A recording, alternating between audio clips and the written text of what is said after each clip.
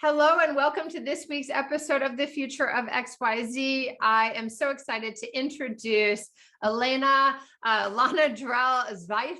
I'm trying to pronounce the last name, which I've always gotten wrong. Elana, it's so nice to see you. We're talking about the future of beauty, which you know a lot about. And it's great to see you too, Lisa. Thanks for having me. Well, thanks for doing this. So you're the CEO today of a company called Revive, which is a pretty incredible skincare brand in the luxury space, but created by a medical doctor, essentially, right? He was a plastic surgeon and dermatologist or something in this vein. Exactly right. He was a plastic and reconstructive surgeon and a skin researcher. And it's through, the work that he did, especially on burned wound healing, that he learned about some important ingredients that had regenerative properties, and many years later, put them to work in skincare. It's awesome. And it's really cool because you've been there since kind of late 2017, but your entire career, if I've done my research correctly, has been, you started at Avon, you went to L'Oreal and Lancome and then Estee. You've pretty much been in the industry your whole career and at all of the big and small players. Is that true? Yes. Yes, I did. Basically, yes, I spent almost 8 years at L'Oreal, 7 years at Estee Lauder, 3 years at Avon. And that is kind of my the big company phase of my career, where I think I got, a second and a third MBA in beauty.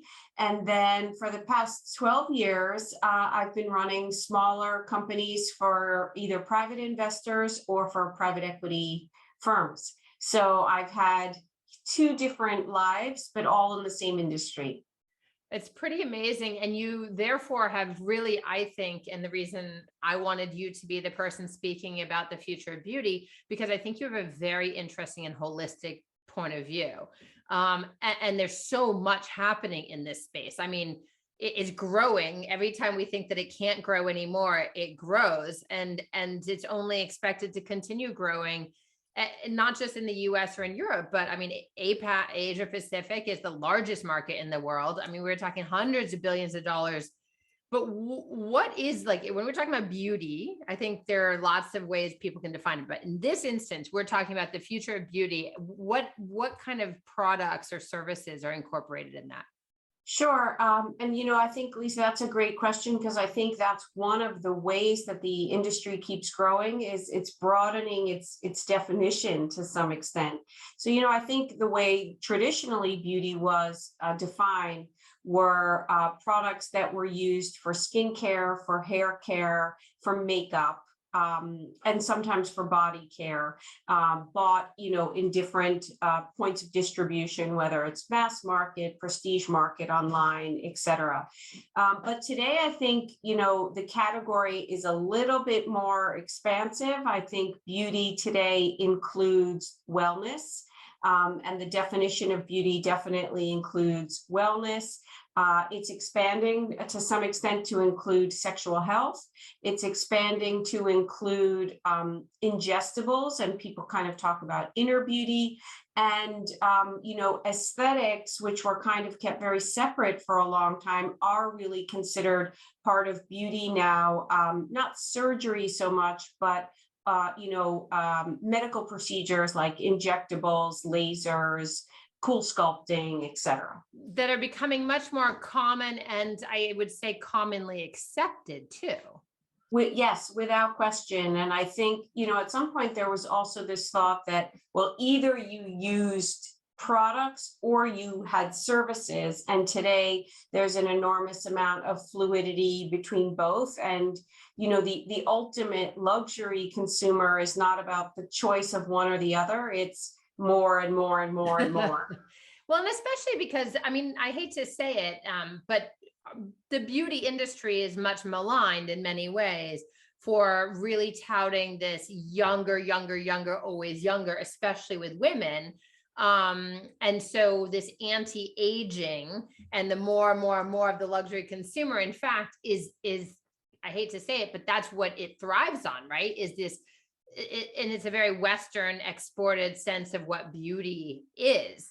And yet it's being embraced by the whole world. And we all seem to be layering up more and more on like, oh, well, it's because it's accessible and it's okay.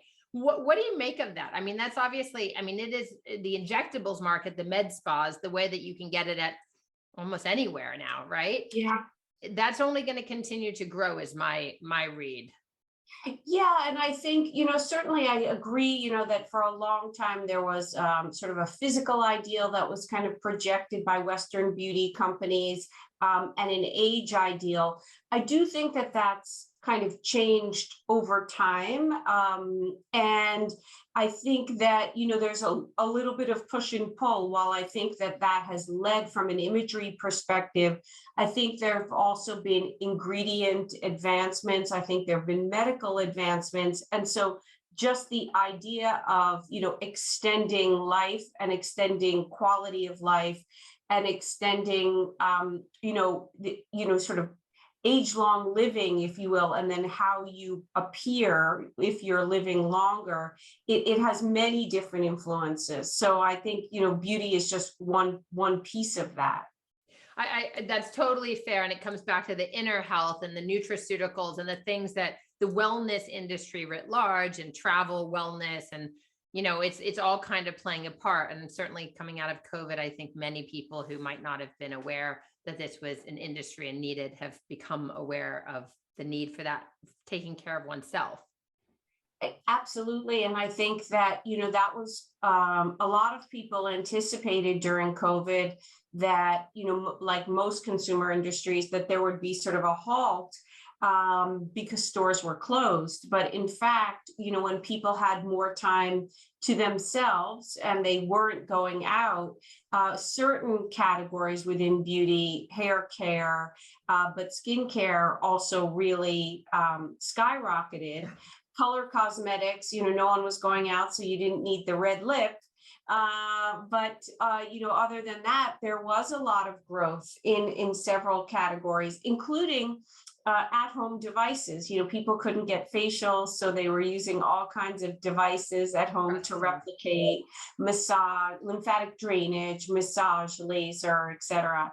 And so, there was kind of a rebalancing, if you will, in the industry. That and home beauty, like home fragrance and home scent.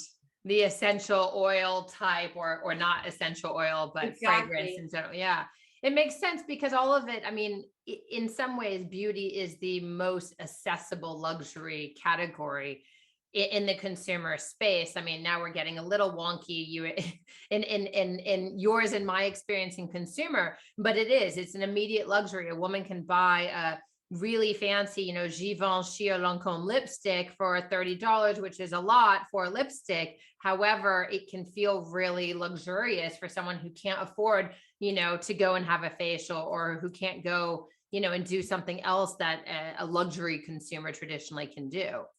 Yes, there's a very famous, I'm going to put it in air quotes, economic principle that was coined by Leonard Lauder, and it's called the lipstick index. But it's basically that when when the economy goes down, lipstick sales go up because women channel their purchases there as opposed to shoes, clothing, handbags, etc. It totally makes sense to me. And I remember this in 2008, when it was like the piercing of the veil on luxury, this whole conversation was happening, and yet beauty continued to skyrocket. But the beauty industry is changing, right? I mean, beauty has traditionally been, again, very much focused on women, on skincare, hair care, and color cosmetics. But it's evolving. You mentioned some innovations in technology. I think about home, lymphatic drainage, but I also think about, laser, but I also think a lot about ingredients innovation. What is the future looking like in terms of ingredients as people demand more all natural, cruelty free, Yeah. et cetera? Well, yeah, let me take a step back. I think one way actually that the beauty industry has been sort of a mirror of popular culture, and has advanced past a lot of industries in is in who are the creators. So it's definitely a place where I think the barrier to entry is kind of low. The barrier to success is sort of higher. And there has been sort of a reckoning that it's been a pretty male-dominated and kind of Western and Anglo-Saxon centric kind of creative industry. And so one thing that I want to say is I think that there is a real acceptance and proliferation of new indie brand founders with a focus on different beauty concerns for people of different races and ethnicities. Yeah. And through that, I think that there's a big introduction of new ingredients as well, with a lot of some focus, right, on sort of natural remedies or, you know, on one area, and clean and natural has kind of been a theme in beauty for a long time. And yet on the other hand, a lot of new technologies that kind of deal with different issues like skin dryness or, you know, different textures of hair or different skin concerns like melasma or dark spots, etc. So that's, I think, one area where beauty, I think, is kind of leading to some extent in sort of welcoming in sort of like a new generation, if you will, of creators. So that's one. You know, in terms of technology, I feel like there's a real, a little bit of a magnetic tension between, on one hand, you know, green, clean, natural, you know, consumers are highly educated, and they're highly educated in whatever it is that there is their personal preference. Yes. And so that goes from things that are, you know, very clean and basic to things that are very forward in terms of science, nearly bordering on being an over-the-counter drug. And I think the industry has really broadened to be able to offer both.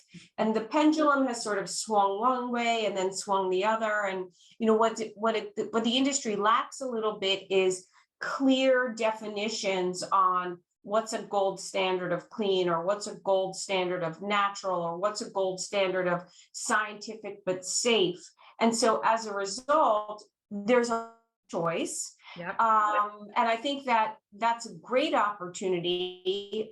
And I think the industry's been sensitive to like not too much greenwashing, not too much science bashing, et cetera. You know, that's where the swing goes back and forth.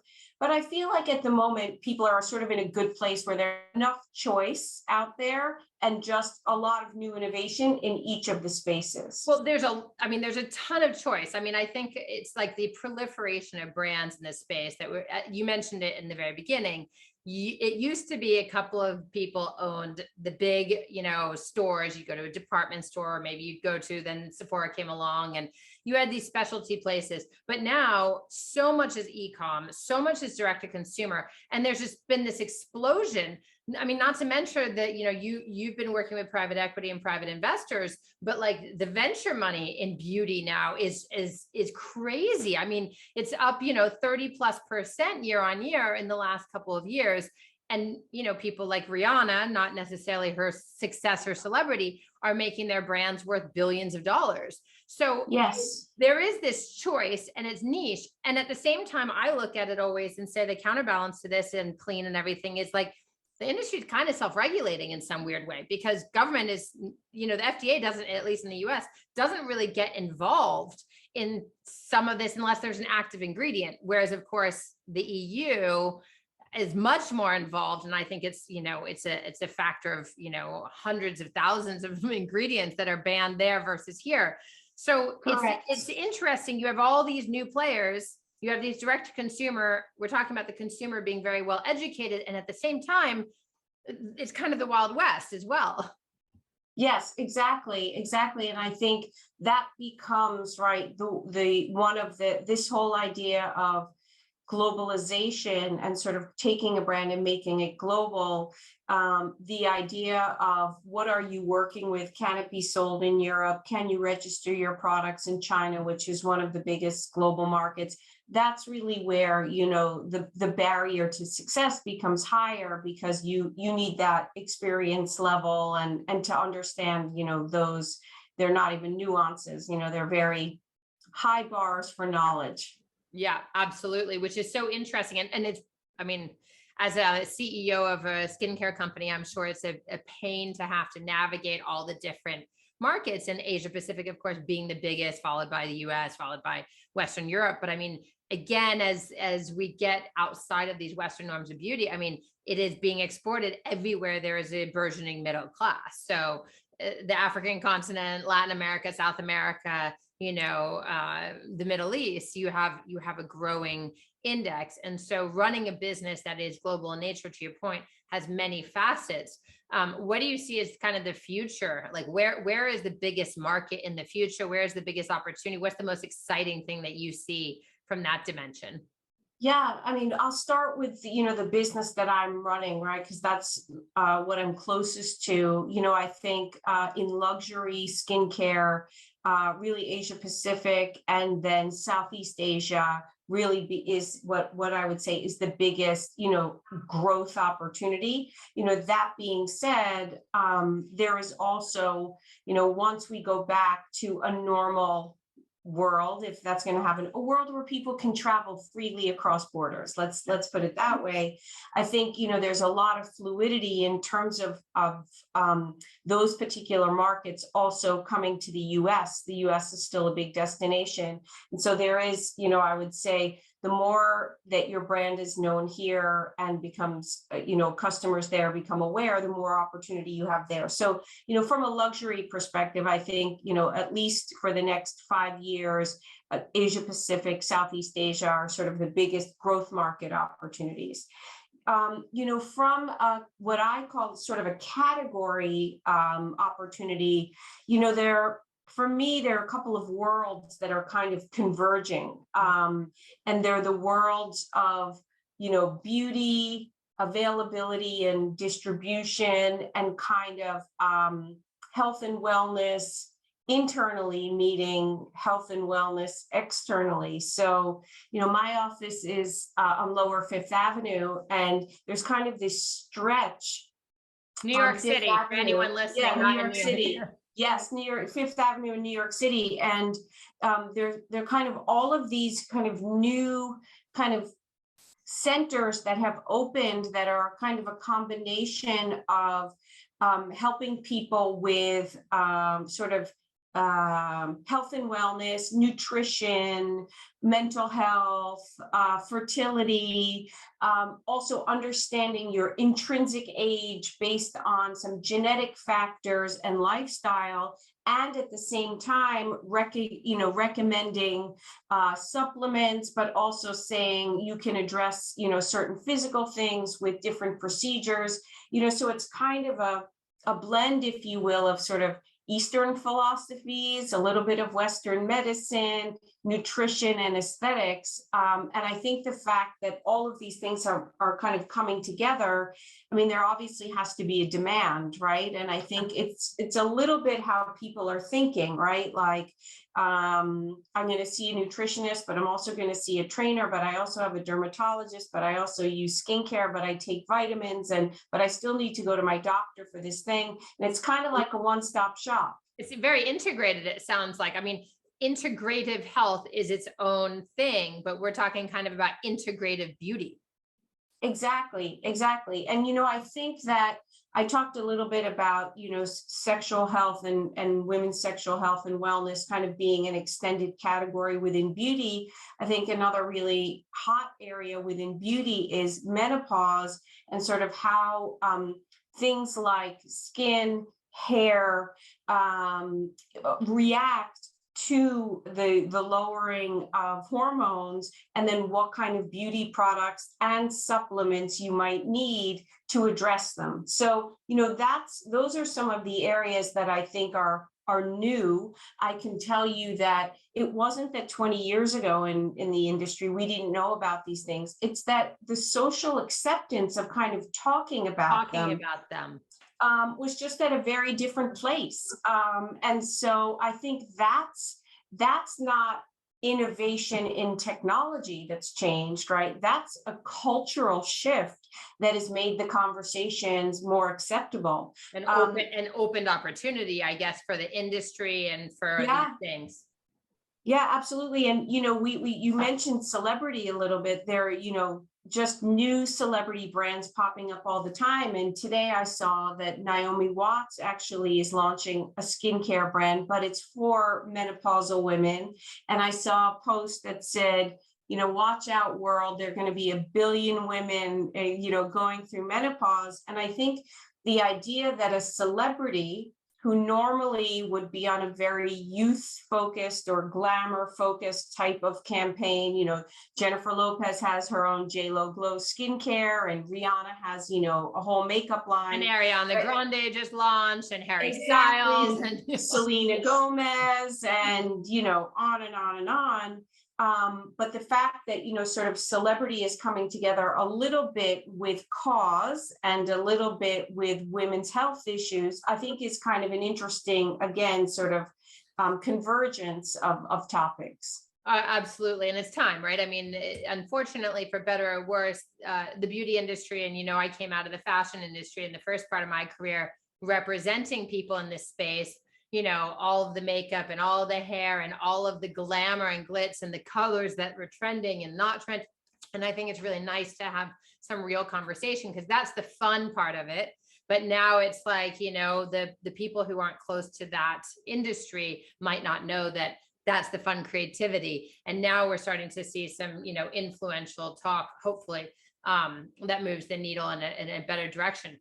We're at time, but I did want to just ask one question towards the fun part. So what are some of the things that you are most looking forward to over the course of the next, like, say, 2 to 5 years, the near in future of beauty, that you think are just like, wow? Wow, great. That's a great question. I think, very honestly, I mean, I think there are, one of the things that has happened because people are sort of not going back to the office, is that there is this kind of loss, if you will, of what I call realistic glamour and sort of realistic beauty. I mean, I think there's some very far-flung things, but one is just sort of the return to wearing makeup, but in a not a natural way, but in a realistic glamour way. I think that's one. The second is it's not a category that I work in, but I'm very interested in sort of the innovation that's happening in hair, and all of the things that I think are now available to people about their hair, but doing it themselves, whether it's people who have very curly hair making it straight, and not necessarily with tools or things that damage the hair. And I say that because I have done a lot of studies around how much your self-confidence is associated specifically to your hair. So that's especially for minorities, where they're looked at it, perceived as differently, right? Exactly.